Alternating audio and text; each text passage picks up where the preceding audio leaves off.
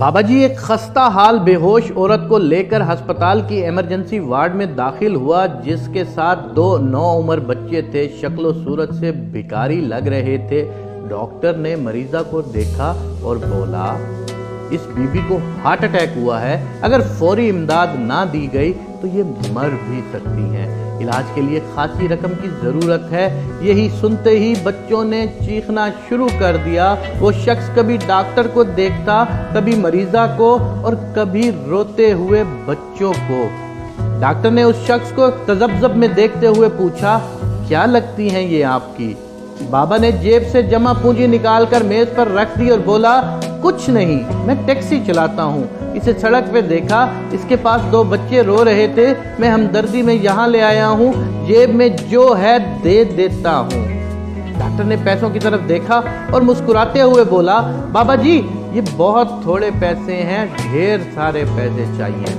وہ بے بسی میں ادھر ادھر دیکھ رہا تھا، کبھی آسمان کی طرف دیکھتا، کبھی دیواروں کی طرف۔ اچانک ایک چمک سی اس کے چہرے پر عیاں ہوئی تو بولا، ڈاکٹر صاحب آپ اس کی جان بچائیں، یہ میری گاڑی کے کاغذات ضمانت ہیں، میں ابھی پیسے لے کر آتا ہوں۔ وہ چلا گیا۔ ڈاکٹر نے ابتدائی طبی امداد شروع کر دی۔ تھوڑی دیر کے بعد وہ 2 لوگوں کے ساتھ واپس آیا اور بولا، ڈاکٹر صاحب میں نے ٹیکسی بیچ دی ہے، آپ پیسوں کی فکر نہ کریں۔ اس نے گاڑی کے کاغذات ساتھ آنے والوں کو دے دیے۔ صورتحال دیکھ کر قریب کھڑا ایک خوش باش نوجوان پوچھنے لگا، کیا لگتی ہے یہ خاتون آپ کی؟ بابا نے جواب دیا، میں نہیں جانتا کہ کون ہے، کوئی رشتہ ضرور ہے کہ مجھے اس کی زندگی اپنے روزگار سے زیادہ اہم لگتی ہے۔ ٹیکسی کا کیا ہے، میں کرائے پر لے کر چلاؤں گا، لیکن اگر یہ مر گئی تو یہ بچے بھی جیتے جی مر جائیں گے۔ قیامت میں اللہ کو کیا منہ دکھاؤں گا کہ ایک انسان کی زندگی سے زیادہ اپنی ٹیکسی عزیز تھی۔